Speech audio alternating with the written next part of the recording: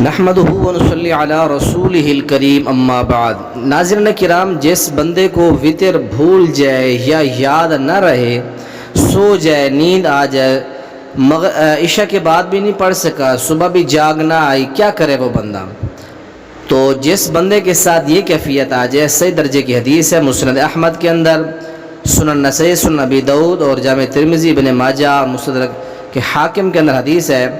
حضرت ابو سعید خدری رضی اللہ تعالیٰ عنہ حدیث کے راوی ہیں، فرماتے ہیں کہ قال رسول اللہ صلی اللہ علیہ وسلم من نام عن وطرہ او نسیہ فلیصلی اذا ذکرہ، جس کو نیند آ جائے یا اس کا وطر رہ جائے یا وہ بھول جائے، تو جب اس کو یاد آئے یا وہ جاگے تو اس کو اس وقت وہ پڑھ لے۔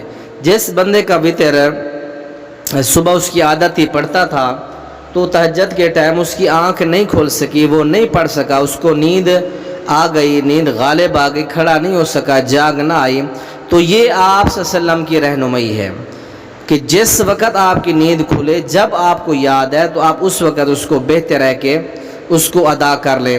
صحیح سند کے ساتھ حدیث ہے۔ اللہ تعالی ہم سب کو فرائض کے ساتھ ساتھ سنن اور نوافل کا بھی اللہ تعالی ہمیں اہتمام کرنے کی توفیق نصیب فرمائے۔ جس وقت فرائض کی کمی پیشی ہوگی تو اس وقت یہ نوافل، یہ سنن، یہ ہم سب کے کام آئیں گے۔ اور یہ بھی یاد رکھنا چاہیے کہ وطر فرض نہیں ہے، لیکن اللہ کے نبی علیہ السلام کی زندگی کا معمول ہے، اس کو پڑھنا چاہیے۔ اور اہل قرآن کو، حفاظ کرام کو نبی علیہ السلام نے سپیشل مخاطب کر کے فرمایا، اے اہل قرآن، اے اہل قرآن، وطر کو پڑھو، وطر کو پڑھو، یعنی صبح کے وقت اے قرآن پڑھے لوگوں جو حافظ قرآن ہو، تہجد ٹائم بیدار ہو کر، جاگ کر تہجد میں کثرت کے ساتھ قرآن پاک پڑھو۔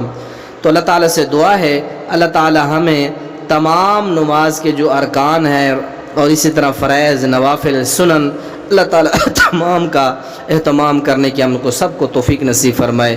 السلام علیکم ورحمۃ اللہ وبرکاتہ۔